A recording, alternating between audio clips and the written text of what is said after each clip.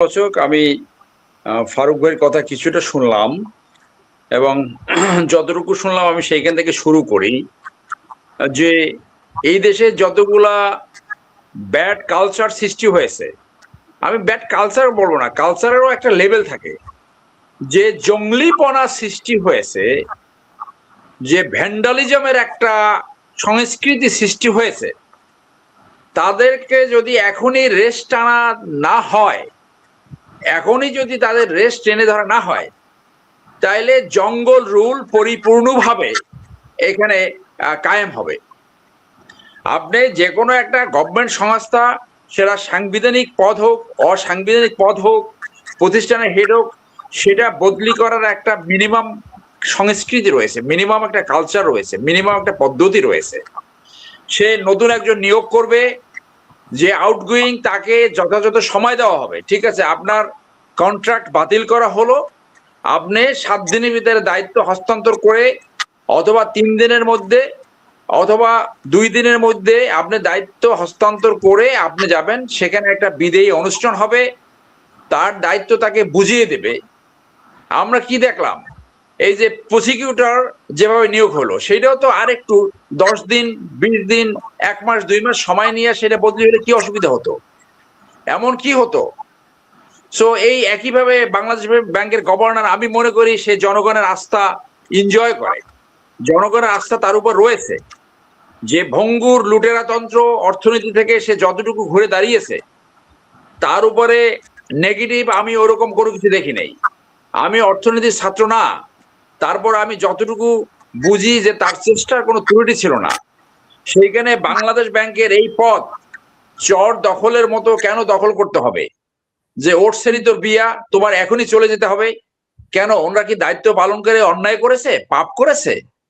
আর এই এই যে ভ্যান্ডালিজম সৃষ্টি করার জন্য সবসময় একটা গুন্ডতন্ত্র থাকে।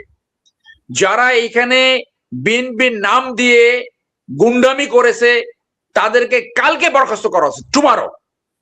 না হলে বাংলাদেশে কোনো ভালো মানুষ কোথাও দায়িত্ব পালন করতে পারবে না, কোনো ভালো সংস্কৃতি চেঞ্জ হবে না।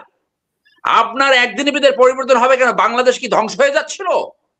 বাংলাদেশ কি, এই সরকার কি মানে পতন হয়ে যাচ্ছিল যে তাকে এখনই সরাতে হবে?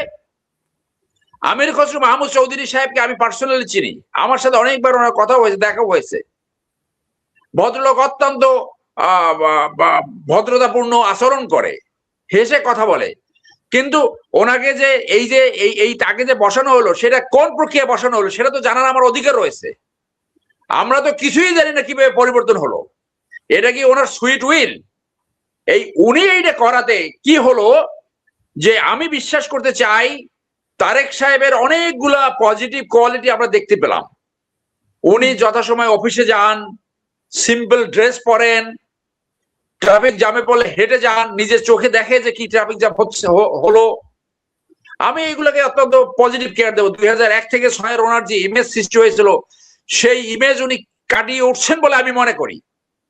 কিন্তু উনি যে ওনার ভালো মন নিয়ে যে সুশাসন ন্যায় বিচার এখানে কায়েম করতে চায়, উনি যে টিম গঠন করেছে, সেই টিম কি এই কাজগুলো করতেছে? আমি আবারও বলি, প্রসিকিউটরকে 3 দিন পরে চেঞ্জ করলে কি হতো? 1 মাস পরে চেঞ্জ করলে কি হতো? এই যে গভর্নরকে চেঞ্জ করা হলো, আপনি 7 দিন সময় দিলেন না কেন? তাকে বেইজ্জতি ভাবে ওখান থেকে বিদায় করা হলো কেন? এটা তো মানুষ এগ্রিভ হচ্ছে। তাহলে ওই আমির খসরু মাহমুদ সাহেব যত ভালো মানুষ হোক, ওনার কিন্তু ওই যে চায়নার সাথে যে সম্পর্ক খারাপ করেছিল, তাওয়াইনের বিজনেস সেন্টার এখানে ওপেন করে, সেই কথা কিন্তু মানুষ সামনে আনবে।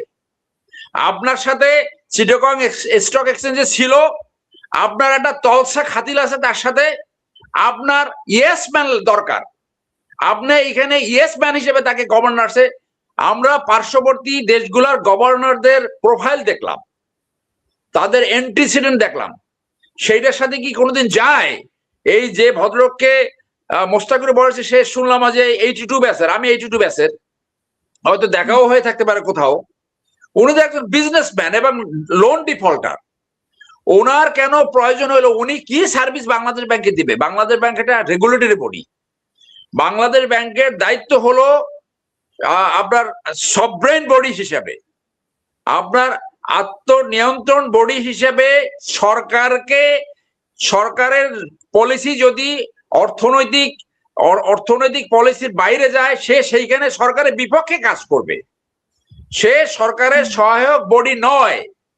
অর্থনৈতিক স্বাবলম্বিতা অর্জন করার জন্য, স্ট্রং ফিসক্যাল পলিসি দেওয়ার জন্য সরকারের যদি এই আওয়ামী লীগের মতো লুটেরা তন্ত্র অর্থনৈতিক পলিসি থাকে, সেই পলিসির বিপক্ষে দাঁড়াবে।